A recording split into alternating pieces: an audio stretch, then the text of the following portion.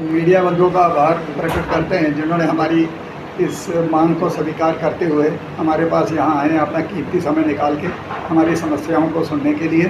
तो समस्याएं तो 2014 के बाद सिर्फ समस्याएं ही समस्याएं हैं, लेकिन उनमें से जो प्रमुख हैं एक दो हम आपके सम्मुख आज रखने जा रहे हैं। बाकी की जो हम उसमें विस्तार से चर्चा बाद में करेंगे, कभी फिर आपको कष्ट देंगे। तो उसमें जो सबसे पहला मुद्दा हमारे पास वो एक बड़ा इम्पॉर्टेंट इशू है, वो है लैंड को लेकर के। हमारे पास हमारे यहाँ फुली बिल्ट अप एरिया है, ऑल अराउंड इसमें गवर्नमेंट बिल्डिंग्स बनी हुई हैं, जबकि पर्टिकुलर जो हमारे जो प्राइवेट लैंड है उसको इन्होंने sale purchase of that land has been banned और कोई इनके पास फॉर्मल ऑर्डर नहीं है। हमने आरटीआई के थ्रू भी जानने की कोशिश की, ऑर्डर इनके पास कोई नहीं है और ये सिर्फ इसी एरिया में बैंड हैं। उसमें कुछ खसरा नंबर जिनका मैं आपको आरटीआई के माध्यम से मैंने इनसे जो जानकारी प्राप्त की है, तो उसमें खसरा नंबर 746, खसरा नंबर 15, खसरा नंबर 32, 466, 712, 725, 736 वगैरह वगैरह जो खसरा हैं, ये प्राइवेट लैंड है और ये 10 बार पहले बिक चुकी है।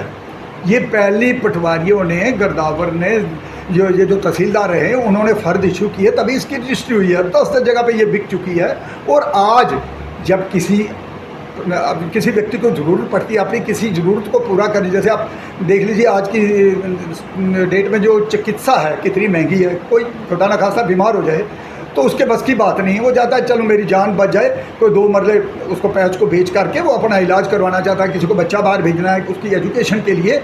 ये इन्होंने पूरी तरह से हमें इसको एक ठप कर दिया, वो बंद कर दिया। और इतने 2023 में मैंने एक कमिश्नर साहब को भी लेटर लिखी थी, भाई क्यों बंद किया गया, उसके बाद उसका कोई जवाब नहीं आ रहा है।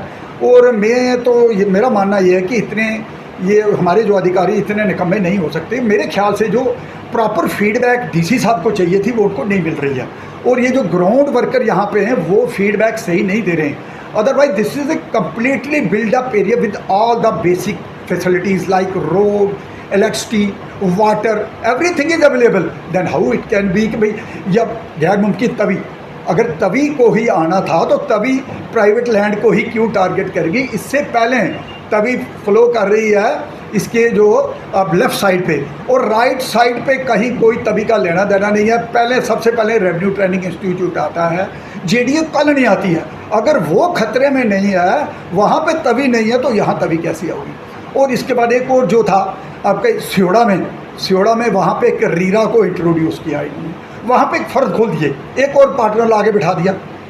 तो इसलिए हमारी ये डीसी साहब से गुजारिश रहेगी, वो पर्सनली विज़िट करना है और लोगों को हरास करने की कोशिश है, जो हमें मंजूर नहीं है। क्योंकि जो हमारा लॉ को फॉलो करते हुए जो हम कर सकते थे हमने किया, लेकिन आज तक ये बहरी सरकार नहीं मान रही है। अब तो उमर अब्दुल्ला साहब भी आ गए, हमारी उनसे भी गुजारिश रहेगी। और हमारी खुशकिस्मती ये है कि ये जो विभाग है उन्होंने अपने पास रखा हुआ है। तो आई होप उमर अब्दुल्ला साहब आपके माध्यम से हम ये रिक्वेस्ट पहुंचाना चाहेंगे, प्लीज़ इसमें look into the matter and do the needful.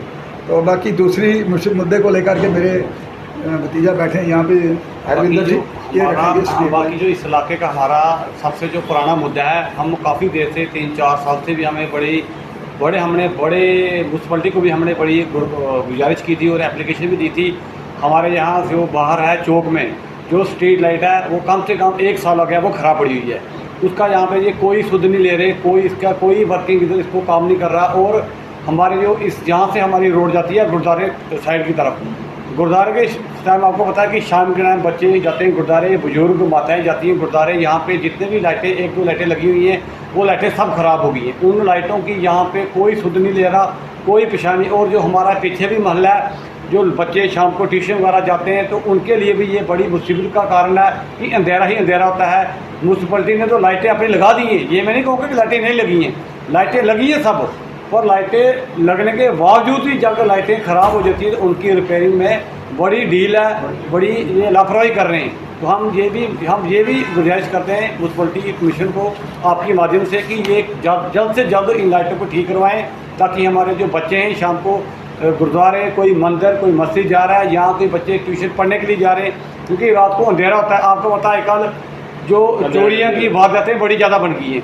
तो अगर अंधेरे में ऐसे को लाइटें ही ख़राब होंगी तो जो चोर हैं, जो चोरी वगैरह करते हैं, तो उनके लिए बड़ी एक किस्म की बड़ी आसानी हो जाती है कि किसी के भी चैन जो का नया चला हुआ जो नशे कर रहे हैं, स्केचिंग चैन वगैरह उठा रहे हैं, तो उनके लिए तो बड़ा इजी है ना।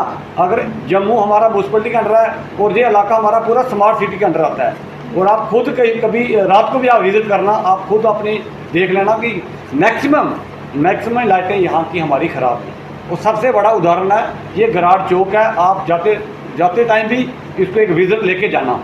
इनकी चारों लाइटें ख़राब है और चारों लाइटों को जो पोजीशन है ना वो ऊपर वाली साइड है, लोगों को नीचे वाली साइड होती है, ये ऊपर वाली साइड इनकी लोकेशन है।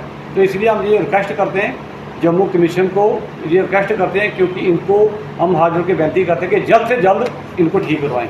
एक चीज़ मैं और ऐड करना चाहूँगा इसमें, ऐसा है आज से 10 वर्ष 12 वर्ष पहले, 10 वर्ष में 8-7-8 वर्ष पहले यहाँ जो लाइटें लगी थी, एक गली में एक लाइट होती थी, लेकिन वो वर्किंग कंडीशन में होती थी। इन्होंने क्या किया है, मैं चाहूँगा कि आपके माध्यम से इसकी तहकीकात हो कि इनको जो इनके साथ कॉन्ट्रैक्ट हुआ है उसमें वारंटी पीरियड भी होता है। इन्होंने 2-2 रुपये की स्विचेस लगा दी हैं और इन्फीरियर क्वालिटी की वो जो वायर लगाई है ताकि लाइट जले ही ना, अगर चलेगी नहीं तो जलेगी कैसे। तो इसलिए वो उस पीरियड को भी स्किप करना चाहते हैं जो वारंटी पीरियड है, ताकि इनको जो इनके साथ मिली भगत के बगैर ये पॉसिबल नहीं है। और हमने जब रिपोर्ट दे दी, यहाँ से हम यहाँ के रेजिडेंट हैं, हमने रिपोर्ट दे दी। यहाँ के एक दलजीत सिंह है, कोई मैं उसका नाम लेने में कोई संकोच नहीं है मेरे को, क्योंकि वो मेरी उसके साथ पर्सनल बात हुई है। He was behaving like a don. देखा आप कैसे